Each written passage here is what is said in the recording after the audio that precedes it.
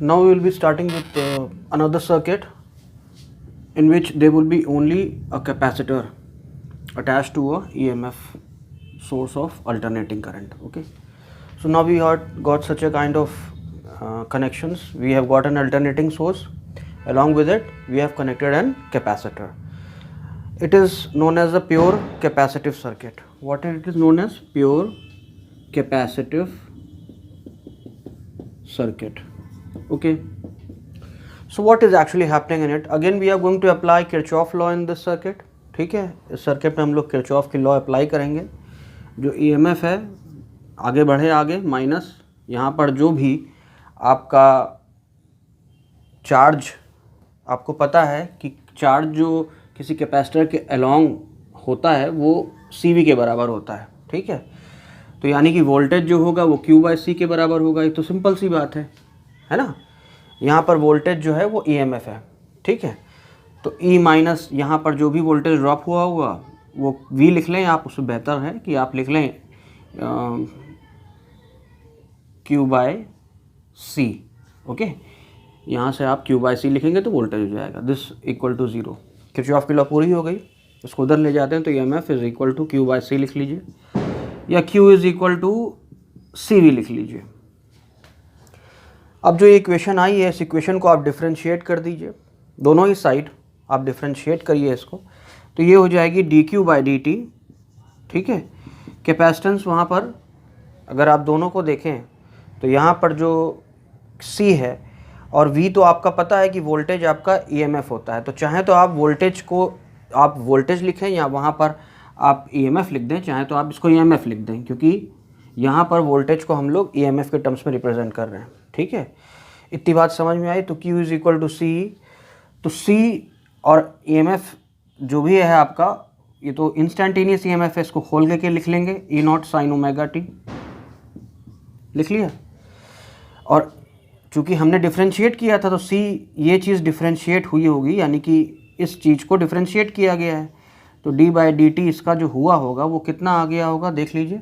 ये हो गया C. इसको आप डिफ्रेंशिएट करेंगे तो ये तो एप्सिलॉन नॉट तो वैसे भी एक कांस्टेंट है, ये काउंट नहीं होगा. sin ωt डिफ्रेंशिएट होके हो जाएगा cos ωt, और फिर ωt को डिफ्रेंशिएट करेंगे तो ये ओमेगा होगा. ये सिंपल डिफ्रेंशिएशन का रूल फॉलो कर रहे हैं हम. ठीक है, आई होप ये बात क्लियर है. नहीं क्लियर है तो मेरे प्रीवियस वीडियोस जो कि बेसिक मैथमेटिक्स से बने हैं, जहाँ पे मैंने कैलकुलस कैसे की जाती है, डिफ्रेंशिएशन, इंटीग्रेशन, वो सब बताया हुआ है. You can refer to those videos for any kind of clarification. Okay, so it is coming out to be C epsilon naught and omega is also here and cos ωt. अब एक काम करिए, क्यों ना इसको ऐसे लिख लिया जाए, epsilon not upon 1/C omega cos ωt. I hope it is visible. Let me see in my camera whether it is visible or not. Okay, it's fine. Epsilon naught by 1/C omega is equal to cos ωt. तो ये dQ/dt आपका ये होके आ गया, और ये dQ/dt तो हमारा I होता है करंट. ठीक है, अब अगेन मेरे पास एक वैल्यू आई है. Now we are going to every time whatever value we are getting, we compare that value along with the value of the resistive circuit. Whatever the value of current we have got in the resistive circuit, we compare those two equations so that we may find that what is there in place of resistance, what was there in place of resistance, what is here in place of resistance. ठीक है, let me compare it. So अब वो आप याद करिए जो pure resistive circuit का हम उसी से कंपेयर करते हैं भाई, एप्सिलॉन नॉट बाय R, और ये आपका sin ωt आता था. Okay, just recap it for once, go backward, you are going to understand what I am trying to say. This was the equation coming of the current of a pure resistive circuit. Every time we are getting an equation, we are comparing the equation with these equation. Okay, so that we will find that what is there in place of resistance. So जहाँ पे resistance जो है, यहाँ पे resistance की जगह ये है. लेकिन एक मिनट रुक जाना है आपको. ये इक्वेशन sin ωt की है, साइन की है, तो इसको भी साइन बनाना पड़ेगा, नहीं तो काम नहीं बनेगा. तो साइन कैसे बनाया जाए भाई, इसको अभी देखो बना देते हैं. आप जानते हैं कि साइन 90 प्लस थीटा और साइन 90 माइनस थीटा दोनों ही कॉस थीटा होता है. तो कॉस 90 प्लस थीटा को, यानी साइन 90 प्लस थीटा को कॉस थीटा लिख सकते हैं, या कॉस थीटा को साइन 90 प्लस थीटा लिख सकते हैं. ठीक है, आई होप ये बात समझ में आया। पिछली बार आपने साइन 90 माइनस थीटा लिया था प्योर इंडक्टिव में, क्योंकि बाहर एक माइनस साइन था, उसको भी हमको एडजस्ट करना था। यहाँ पे तो हम डायरेक्ट लिख सकते हैं, कॉस ओमेगा टी को मैं लिख देता हूँ यहाँ पे, let me rub this down. Cos omega t को आप लिख सकते हैं यहाँ पे sine pi by 2 plus omega t, sine 90 plus theta, cos omega t को साइन 90 प्लस ओमेगा टी लिख लिया हमने, ठीक है। चाहो तो इसको पहले लिखो, चूंकि प्लस में है तो किसी को भी आगे पीछे लिखा जा सकता है, दैट्स नॉट, यानी आप चाहें तो इसको omega T plus pi by 2 लिखें या पाई बाय 2 प्लस ओमेगा टी लिखें, इससे फ़र्क नहीं पड़ेगा। तो मैं इसको omega T plus pi by 2 लिख देता हूँ। ये बात समझ में आई यहाँ पे। अब ये दोनों इक्वेशन ऐसी हो गई हैं जो आपस में कंपेयर की जा सकती हैं।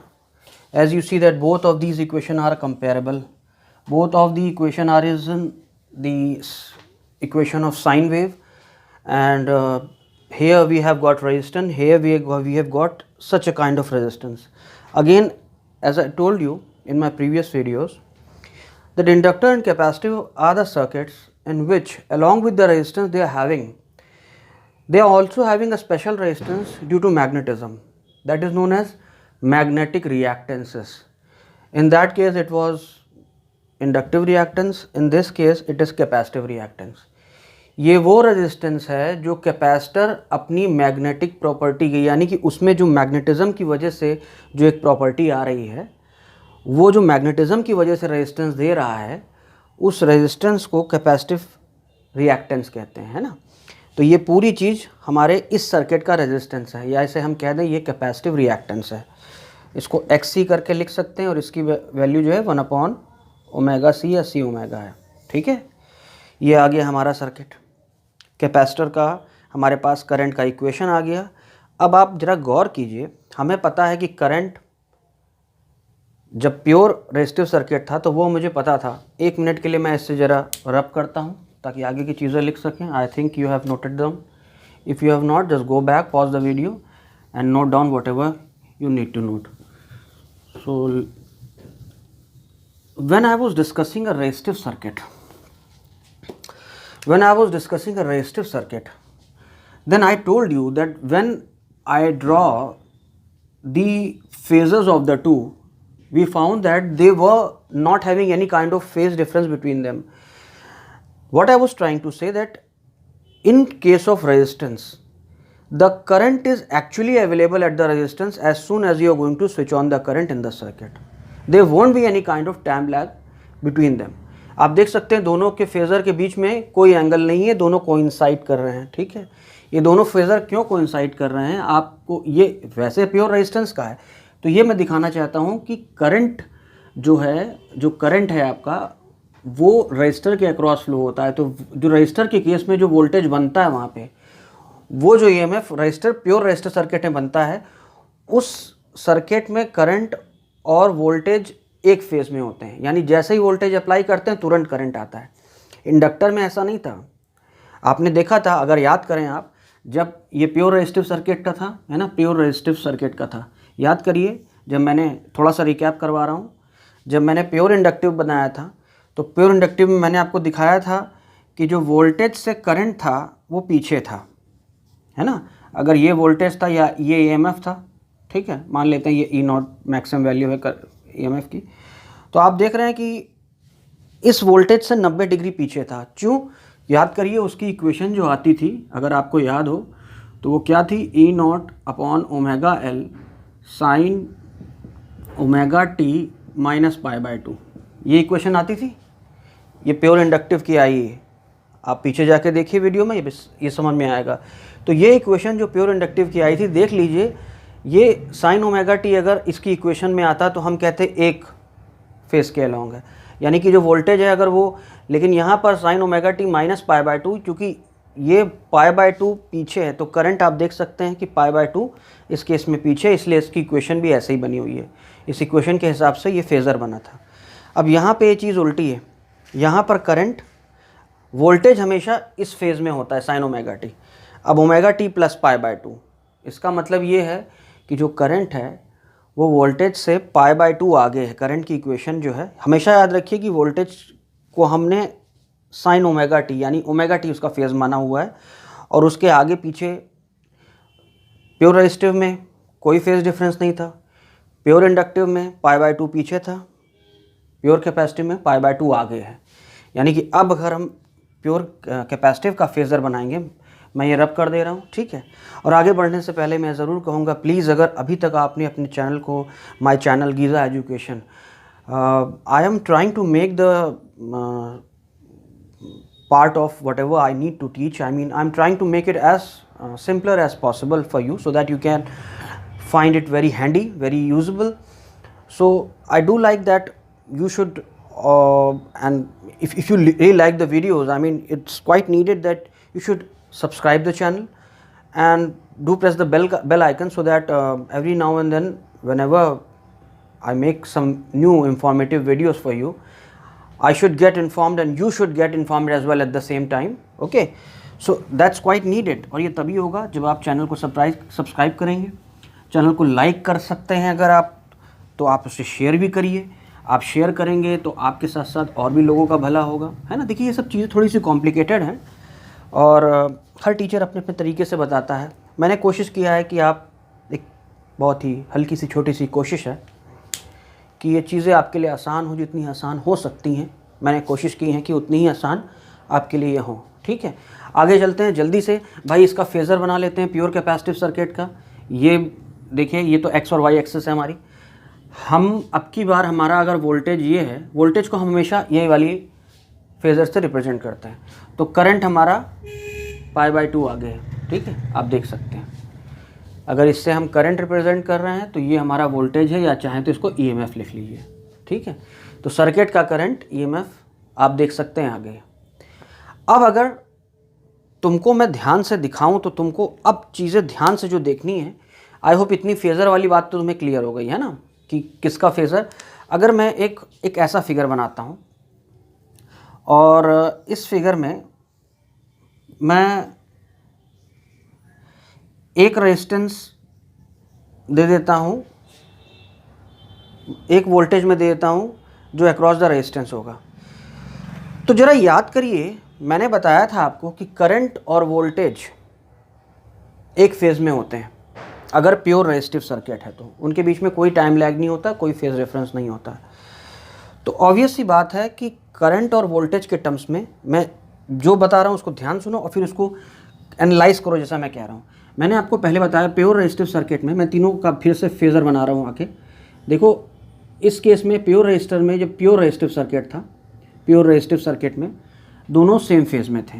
प्योर इंडक्टिव में आपने देखा कि वोल्टेज, यहाँ EMF और करंट दोनों सेम फेज़ में, यहाँ वोल्टेज से करंट पीछे था, ठीक है, यानी वोल्टेज से जो था करंट वो π/2 पीछे था। तो क्या मैं ऐसा नहीं कह सकता हूँ कि प्योर इंडक्टिव सर्किट में जो करंट है, उस करंट से जो वोल्टेज है, यानी इंडक्टर का वोल्टेज, वो π/2 आगे है। अगर करंट उससे π/2 पीछे है तो ये भी तो कह सकते हैं कि वोल्टेज जो है प्योर इंडक्टिव सर्किट में वो करंट से π/2 आगे है, याद रखना। और फिर तीसरा फिगर आया था मेरे पास जिसमें मैंने फेज़र बनाया था प्योर, ये प्योर इंडक्टिव सर्किट था, pure inductive, pure resistive, pure inductive and pure capacitive. इसमें फिर से हम वोल्टेज बनाते हैं अपना और करंट बनाते हैं। तो यहाँ पे हमने देखा था कि जो हमारा करंट था वो वोल्टेज से या EMF से π/2 आगे था। तो क्या मैं ऐसा नहीं कह सकता हूँ कि जो वोल्टेज था कैपेसिटिव सर्किट का वो करंट से π/2 पीछे था? ये बात समझ में आई आपको? अगर ये बात समझ में आ गई है तो आगे की चीज़ें तो बहुत आसान हो गई बाबू, कुछ भी नहीं बचा। अब ध्यान से देखो, प्योर रेजिस्टिव में करंट और वोल्टेज एक फेज़ में थे, प्योर इंडक्टिव में वोल्टेज, अब मैं वोल्टेज के टर्म से बात करूंगा, प्योर इंडक्टिव में वोल्टेज करंट से π/2 आगे था, और या कहें कि करंट π/2 पीछे था, लेकिन अभी केवल वोल्टेज के टर्म्स सुनो, वोल्टेज करंट से π/2 आगे था। और प्योर कैपेसिटिव में वोल्टेज करंट से π/2 पीछे था। तो अगर एक ऐसा फिगर बनाएं जिसमें ये तीनों आ जाएं, तो उस फिगर से बाकी आगे की सारी चीज़ें बहुत क्लियर हो जाएंगी। I am trying to make a figure in which there is a combination of each one of the resistances and each one of the circuitry elements, whether it is inductor, capacitor or resistor, and we are going to get the rest of the equations and rest of the circuits from this particular equation, from this particular idea. Let me tell you what, voltage resistance के across जो है उसी के across current होता है. जो voltage resistance के across होता है हम कहते हैं उसके और करंट के बीच में कोई फेज डिफरेंस नहीं होता. तो करंट हम ऐसे लिख सकते हैं आइडिया अपने लिए, ठीक है. और आपको पता है कि सर्किट में जो करंट होता है, इंडक्टर का वोल्टेज हमेशा उस करंट से π/2 आगे होता है. तो ये π/2 आगे वाला वोल्टेज इंडक्टर का लिख देते हैं. और जो कैपेसिटर सर्किट होता है, आप देख सकते हैं कि कैपेसिटर सर्किट में जो वोल्टेज है, देखो VC लिखा है ना, करंट से π/2 पीछे है. तो ये करंट है, करंट से π/2 पीछे तुम्हारा कैपेसिटर सर्किट होगा.